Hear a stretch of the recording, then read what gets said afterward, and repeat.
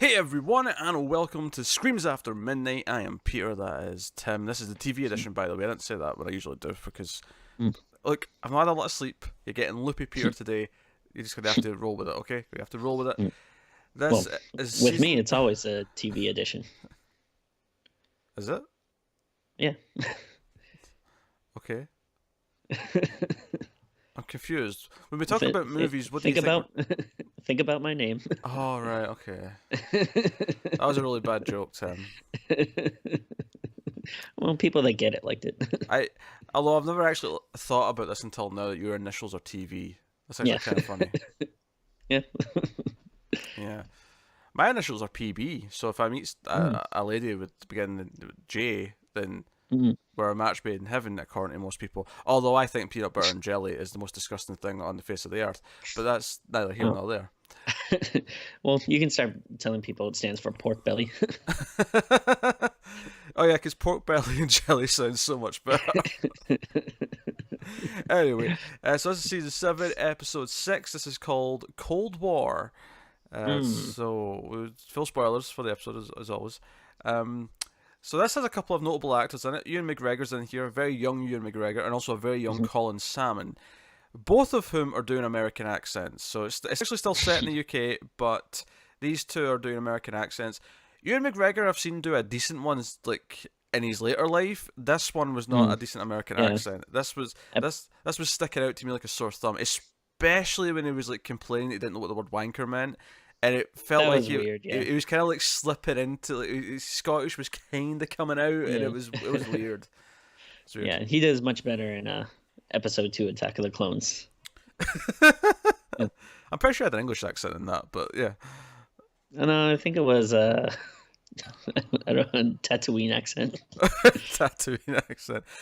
I'm pretty sure the Star Wars standard thing to do is just to put on like a generic British accent, and that's just what you roll with. Colin Salmon feels a bit better, although it occurred to me when I was watching this that I don't think I've ever seen Colin Salmon do an American accent before. I feel like he always has his voice. Well, what else has he been in? I'm not familiar with him. I don't. Oh, he was in the first Resident Evil movie. He was like the SWAT guy. Oh, how could I forget? Well, no, I've seen him in a bunch of stuff. He's on Krypton. He was on Arrow. He was on Wait, what was the first thing you said? Krypton? Krypton. Oh, Krypton. Okay. He plays a. So it's a spoiler who he plays. Actually, it's a twist in the show. I can't say, but Doomsday. Okay, got it. So wait, he's on Krypton and Arrow? yeah, but they're not connected. They're not the same universe. Not yet. Krypton's much better than Arrow, though, so I'm okay that he came back for Krypton. Really? Okay. Yeah, Krypton's got some good things going for it. Not perfect, but there's some good things going for it. Arrow, on the other hand, is like 7 seasons of shite with maybe like 1 or 2, gems in the rough, kind of sprinkled in there somewhere. That's about it. Yeah. I don't know if I ever made it through a full season of Arrow. I tried. Lord knows I've tried all these comic book TV shows. I wouldn't bother. But it's just fine, Tim. You don't need to watch it. You're good. Well, let me ask you this. All right, so I pretty much given up on, pretty much any whatever basic TV live action superhero TV show, but I keep seeing the pictures of this new robot man, and I kind of want to watch the Doom Patrol show. Is that gonna be good, or the backdoor pilot in Titans was pretty good. It was one of the best episodes of that show. Yeah. Okay. They were quite delightful and weird and quirky. It was nice. Right. Honestly, Tim, if there's one thing I'd recommend you watch out of all the DC TV shows, I would say ignore season 1, but watch Legends of Tomorrow, because I watched some of that, and it seemed.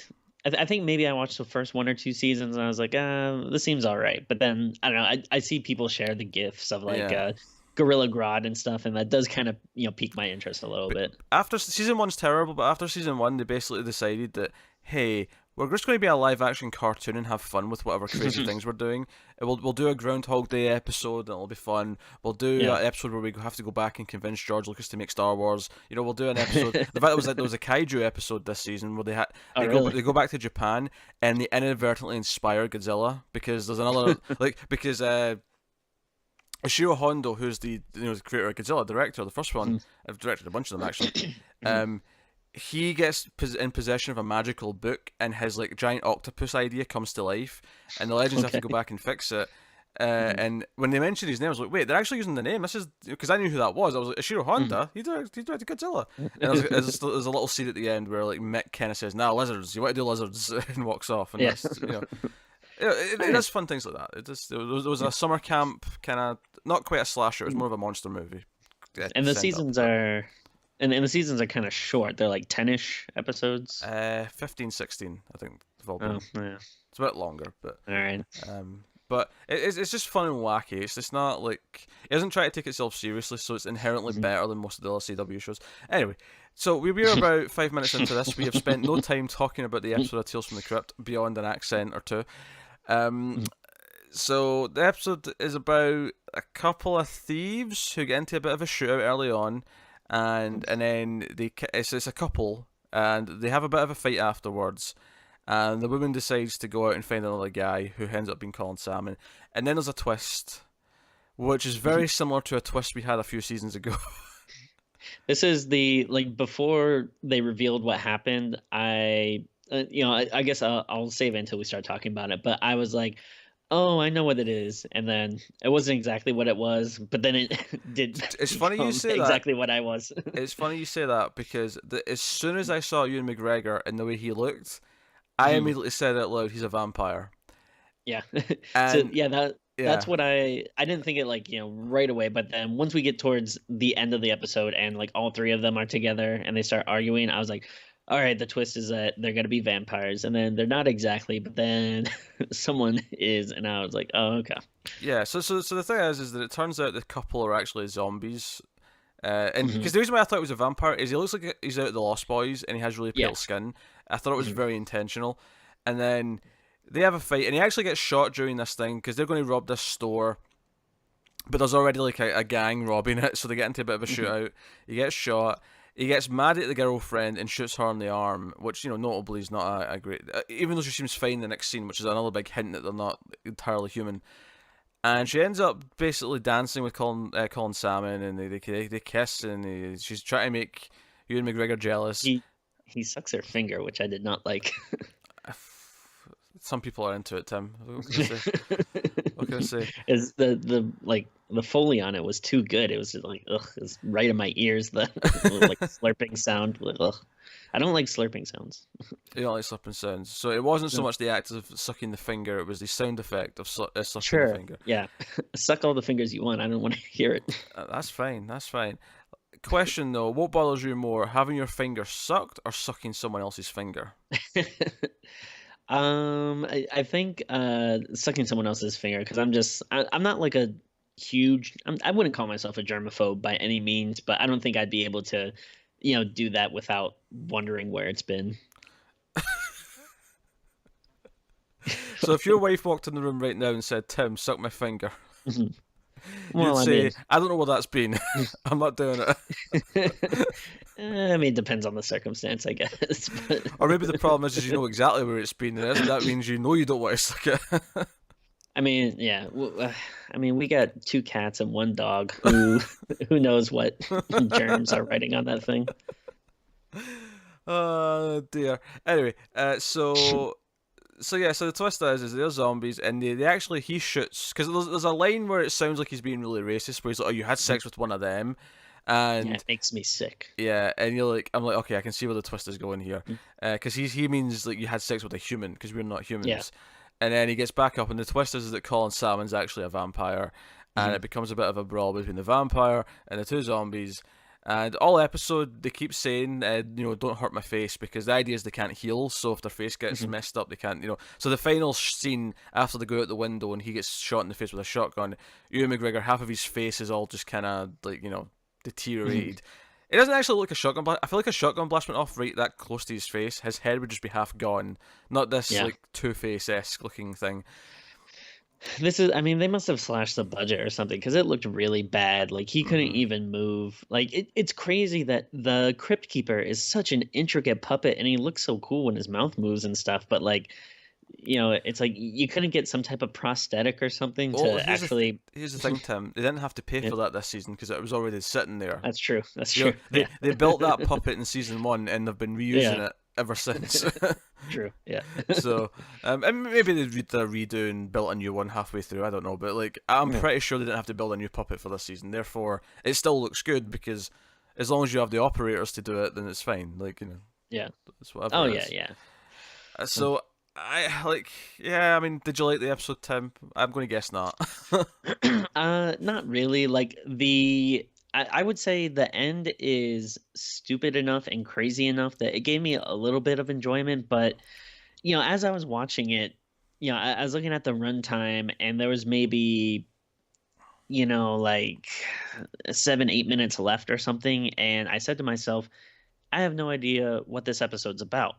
Because obviously you get the twist at the end, so you would think, okay, this is what the story's about, but there's absolutely nothing leading up to it.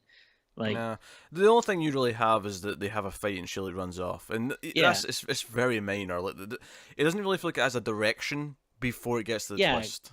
because usually, like, in other episodes, like, you can have like twists that come out of nowhere or whatever, but you still have characters that are usually trying to achieve some type of goal, or what they're doing or why they're doing it. This is kind of like you're just following these people, and yeah, they fight, and then yeah, there's like a shootout in the beginning, which just is pretty pointless, and it's just like it just felt like so boring. And then yeah, I would say the end is stupid, but it was stupid enough that I was like, all right, this is entertaining in a dumb way. But like a lot of stuff, it's a little too late by then. Yeah, I was distracted by Ewan McGregor's accent. It was really bugging me. Hmm. And then I thought that like when they do have the fight and she goes off to the bar and she ends up like kissing Colin Salmon. After they kiss, she actually goes and turns on a song on the jukebox, and then they have this Hmm. dance scene which goes on for a couple of minutes. And all I could think during that scene was, this can all be cut. None of this needs to Oh be yeah, like. yeah. As soon as they kissed and maybe sucked the Hmm. finger, you could have just cut to the next scene. You didn't need any of Yeah. this dancing afterwards. Oh, definitely. It just felt like padding to make it feel like it was cool, like it was doing something. You know what? It feels like very like Pulp Fiction-y. Like, yeah, we're gonna, like put on a song and have these people dance, and I don't know. Yeah, this was just like a year or two after Pulp Fiction, so yeah, it was Yeah. probably in their mindset. Mhm. It's really. I mean, don't get me wrong, it was weird seeing Colin Salmon be so young as well because I don't think I've ever seen him be this young. He's always been Mhm. middle aged to me, You but didn't know him as a young lad? yeah, no, I really didn't. He's always been bald as well, so this was also actually no, that's not entirely true. That he had hair in Resident Evil, um, Oh yeah, but I that was a got long time ago. That was lazy. 17 years ago now. Doesn't that scare you, Tim? That movie was 17 years ago. It scares me thinking about the movie, but how bad it was. It's like people are pointing out on Twitter that the Matrix is 20 years old now, and I'm like, God damn, shut up! Stop telling me these things. I don't want to know. Wait, so they have the news that they're developing a Resident Evil TV show. Yes, on Netflix. Yeah, so does that mean though they're still doing the movie reboot as well? I believe they are. I believe there's a reboot movie which is based mainly on Seven, the game, Oh, interesting. Okay. and then they're doing a TV show. Although it is very vague what the TV show is going to be. Mm. I don't know. Like if I had my way, it would be like 24 where it's all real time. It'd be like 10 episodes. It'd be 10 hours of real time in the night, like in Mhm. the mansion. Mhm. Over ending in the lab. That'd be a 10-hour thing. I don't think it's going to Yeah. be that though. It's probably going to be like espionage and like, oh, we're trying to infiltrate Umbrella or something like that. Jesus. And well, I Yeah. think that's fine. It's not really what I think. It's not Resident Evil. It's like No. you're using the names, you're using the fact that there's a T virus, sure, but it's not Resident Evil. No, yeah, I mean, that was the big problem with the movies when, they're trying to go like the full action thing when, yeah, that's not what it should be. I do like the idea maybe of doing like maybe like a little shorter first season where, yeah, like you said, it's all real time and you can follow like, Jill's stuff and Chris's stuff. And then I feel like then do a second season that takes place in Raccoon City. And then you could probably bump that up a little bit because you could, obviously do the Leon and Claire stuff, but you could also bring in the Jill stuff and, mix Yeah, you three in could. there. And Yeah, you could do that in one season. Yeah, yeah.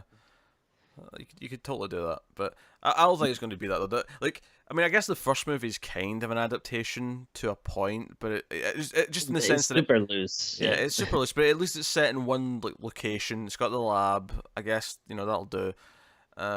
After that, though, it just goes ape shit. Like, it's just, Yeah. Alice is a superhero, and I'm like, no, no, no, no, Yeah.